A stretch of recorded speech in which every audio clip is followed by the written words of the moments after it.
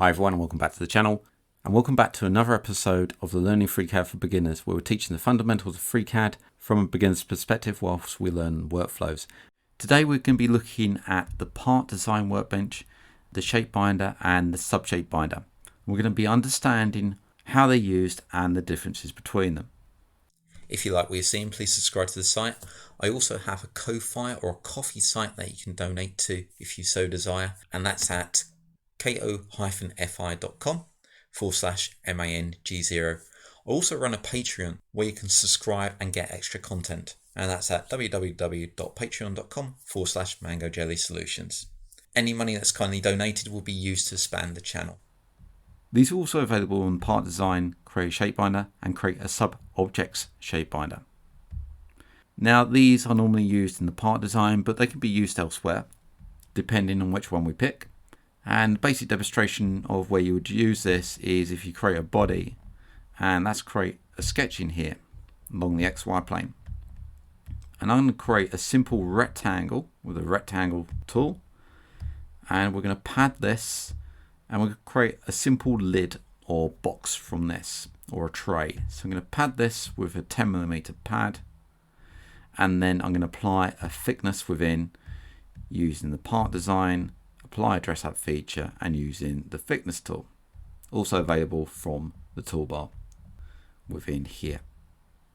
Thickness of 1mm is fine. So we've got a basic tray or a basic lid. Now if I had, say, a post to place in here, and this post we designed outside of this body, so for instance, let's design it in something like the part workbench. You can use the part design if you want, or create a new body, and we could design a post in there. And we'll place a simple cylinder. You see that the cylinder sits outside the body. So our cylinder is here, and let's say we transformed it into place. It's a very simple cylinder. It's the kind of thing that we wouldn't do, but if this was some complex shape, then it might be from a different body or a different workbench, and the same applies. So I need to reference this inside a sketch, say inside this body here. Let's come back over to the Part Design and create a new sketch along the XY plane. Now this sketch resides inside this body here, so you can see the sketch is here. The cylinder resides outside. So when we try to reference this, we can't reference anything outside of this body. Let's try referencing it using this external geometry tool. When I hover over this, if we look down to the bottom left, you can see the object belongs to another body, can't link. And this is to do with the scope of where this sits. So this sits outside the body. We need to introduce something that will be placed within this body that has reference to this cylinder. And this is where the shape binder comes in. So to do that, I'm going to click the face of the cylinder. We can see the cylinder has been highlighted, but we've just got the face selected there. And I'm going to select the shape binder. You notice that we have an active body. So when I click on that shape binder, it will reference the cylinder and face through that cylinder, the one that we selected. The minute I hit OK, a shape binder is placed within here. So our shape binder sits here. Let's hide the cylinder and see what's happened. We can see now we've got the face that's been lifted, but a link is kept with the cylinder, and the shape binder has been placed inside the body. This allows me to open my sketch again and reference the geometry. So let's select the geometry. It sits above the sketch. So you can see we got the sketch here. If I use the section tool, sketch view section, you notice it disappears. So when we reference the geometry, it'll be projected along this sketch plane. Let's get that back and let's reference that. So let's come in and just reference the edge. And what will happen is you'll see that it will be projected. There we go, onto that face there. I accidentally referenced the vertex first, and there's a vertex just there, and that pulled in first. Then I referenced that edge. So we can reference different parts of this geometry. Therefore, we can now sketch upon here. So for instance, we'll create a circle, escape, and use this circle with this circle and make those equal, like so. So we've got something in there that we can use, say, in a pad, and we've padded up 10 mil. Anything we do with the original that's being referenced from this cylinder here, let's change the radius to say 5 mil. The shape binder is updated. I'm just going to remove that pad and that shape binder. It's referenced in the sketch, so I might as well remove the sketch as well because it's very simple, and the cylinder. And this time I'm going to create some posts in here in this body so we can understand how this is used in the real world and how we get into the differences between the shape binder and the sub shape binder. Just going to reference in these edges. They're in the same body, so we can reference those in.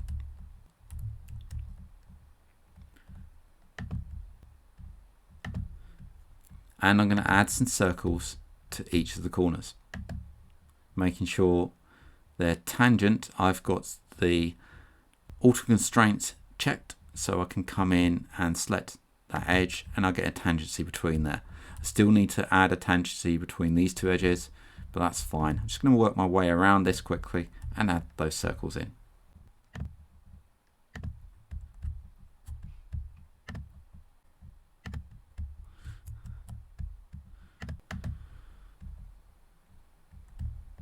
The 4 circles are added. I'm going to use the tangency by selecting it from the top, because what I'm going to do is select a circle and an edge, and therefore I don't have to come back and click this again, the constraint tangency, because it's still active. So I'm just going to work my way around this box.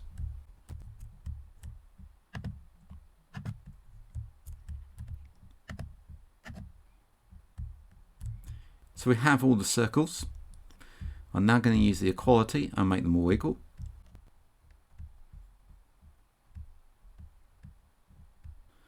And now I'm going to set a radius. You could have selected all of them first and then selected the radius. That means the equality and the radius are applied at the same time. So we have all the circles in here. Let's do a quick pad on that sketch. So we've got the posts at the center points. So now I'm going to create a new body and pull these into the new body so I can work on those posts separate from this main body. So let's create a new body. What will happen is the current body will be made inactive and the new body will be made active. I want to reference these in another sketch, but as we saw before, we can't do that because it sits outside of this body. So I know it's in another body, it's still outside, and this is the active body. So what do? Well, we use the shape binder and select the faces that we want to add. Now I didn't select the faces before, but we can click add geometry and select each of these. We have to select add geometry as we go, or we can just come out and select all the faces that we want, holding down the control key and then using the shape binder to bind these, and we get our faces added. You can see the object is pad 1 and OK that. So now we've got the shape binder attached. If I move the original body, so remember we've got 2 bodies here. If I remove this body, right click transform and move it over to the right and hit OK, notice the shape binder stays where it is. Even if I move the body that contains the shape binder and hit OK, then the shape binder doesn't follow. They still have a link back to the original. So for instance, let's come into the pad and come into the sketch and change the diameter to say 10 millimeters and hit close. You can see these have changed. But if we change this body by transforming it,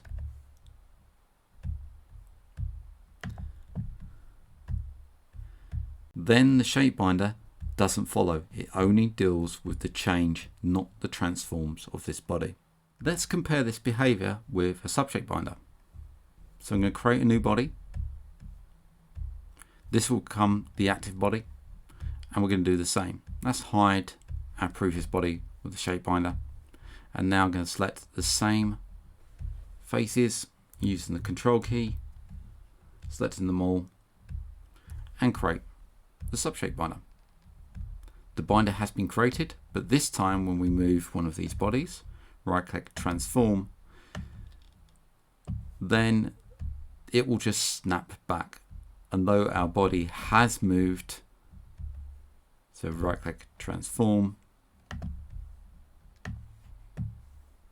and OK, you can see our body has moved, but it's just snapped back into position. The shape binder has snapped back. So create a new sketch for reference, XY plane, OK, and place, say, and close that. So we've got some reference now, so when I move this body, see the shape binder is there, OK that, and the shape binder moves back. We can stop it from doing that by clicking on the binder and changing the bind mode to detached. Therefore, when we change the body, right click, transform again, and move this way, hit OK, the shape binder stays where it is. But there's one problem with this, is that we've just changed the synchronization of this to be detached. Therefore, when we edit the original parent, which I believe was this one, this sketch here, and I've just increased the font size in the sketcher so we can see the dimensions and these icons for the actual constraints. If I change this to say 20 millimeters and hit close, you can see we've changed the inside, but our shape binder has still stayed the same. So you might be thinking, what's the point in a subshape binder? Let's take the following example in a new project. So I'm in the part design, create a body, and create a sketch along the XY plane, and OK that. I'm going to create a simple rectangle in here using the rounded rectangle, but I'm going to remove part of this rectangle. So I'm going to remove the top and delete that and hit close. I'm now going to come around to the other side, the YZ plane. Let's bring this around to the correct position, like so. And I'm going to create an arc. Make sure nothing's selected, new arc along the YZ plane, and OK that. I'm going to create an arc from this center point, coming out like so, making sure it is connected to that center point. At the moment, I've got a point on line constraint. So I'm going to take these two, connect with a coincident constraint. It's auto remove the redundant constraint. So we've got this arc here that we've connected up. This end is not connected to anything at the moment. Let's close that. And what I'm going to do is take this sketch and change the map mode. So click on the button on the end, and we're saying plane at the top. Let's select that, so it's saying selecting, and click this point here. Our arc has been moved, and OK that. So we've got two sketches connected together. We can rotate this sketch using the attachment and the angle. And what will happen when we rotate, the arc will move with it. Let's rotate this, say, along a different axis. This one here. Axis at the moment is rotating along the Z, so this way. Let's rotate it along the X. Place a 1 in the X, 0 on the Z. And you can see we've got the arc in there. I'm just going to come into the arc and do some adjustments. So I'm going to pull in some geometry. I'm going to pull in this line here. Hit escape and use this arc with this line and just place a tangency across there. So we've got tangency going across here following that arc. And hit close. So we've got this shape. I'm going to create another sketch for the profile. To create a sketch, place it along the XY plane. We're going to move it in a moment and create just a small circle. And this small circle we're going to sweep along here. Let's close that and position that circle. Let's just rename that to profile. So profile sketch.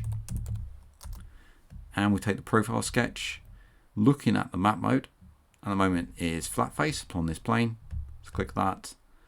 And let's select this point. Well, let's first select the plane button, this top button saying selecting. Click this point. It's moved. Reference to, I'm going to select this line and place it normal to edge. So we've got our sweep or our additive pipe set up. Let's OK that.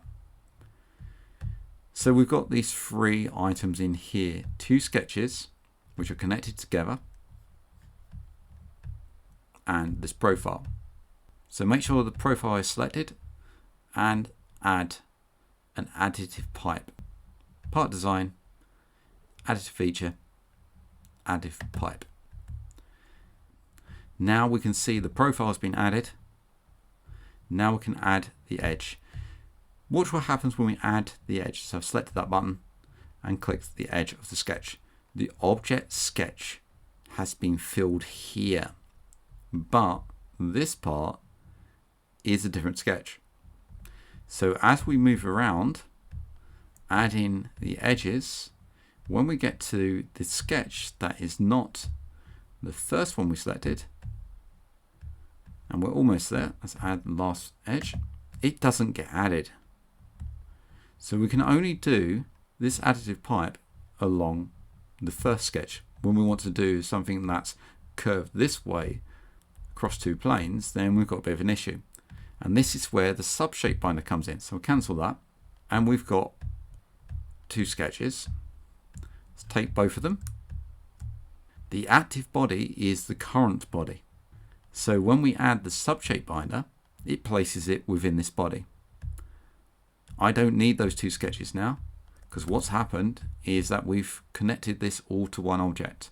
So if you think about it, before we have a problem with 2 objects, now we've connected it to one object.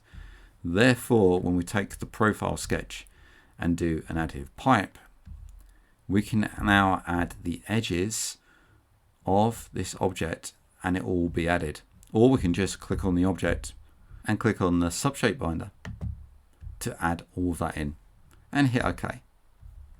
So now I've got the additive pipe across 2 sketches that have been joined together. The shape binder only allows the different geometry of a single object. The subshape binder allows you to reference geometry across objects. Not only that, this can be across files as well. So if we go back to our original file, this one, the original project, and we just save that as file 1, come back into here, which is the other project, and click on the file tab, and that's bind, say, the shape binder again, taking this shape, come back to this project. I haven't clicked on anything, but the minute I use the subshape binder, we can see the owner document isn't saved. So it's trying to pull that in from the document. Let's save the owner document, which is itself, as file 2. Let's try that again. Let's go back to file 1. And let's bring, say, the thickness back. So I've got this thickness here. And we'll use this face. Come to file 2. Make sure you don't select anything. Your face is selected in the previous document and subshape binder. And we pulled in that face. So binding across files. We can't do that with a shape binder because it asks us for the geometry. Though we're selecting a different file, the shape binder is for the file that you're dealing with at the moment. Let's cancel that. So the subshape binder can bind across multiple files and across multiple objects. Let's have a look at the options within both the shape binder and the subshape binder and compare them. The shape binder is very simplistic. If I take the face and use the shape binder, just put it in a new body and hit OK. Let's have a look at the properties. We can see it's very simplistic. We've got trace support. At the moment, if I transform this body and hit OK, then you can see the shape binder is transformed. But if I undo that, click on the shape binder and use the trace support, hit true, right click, transform, and move this, hitting OK will bring the binder back, as we've shown before with the subshape binder. That's the only real option that we have upon here. With the subshape binder, we have a lot more options. Let's get rid of this body and select the face once again and use a subshape binder. The subshape binder has been added, but there's a wealth of options here. One of my favorites is the offsetting.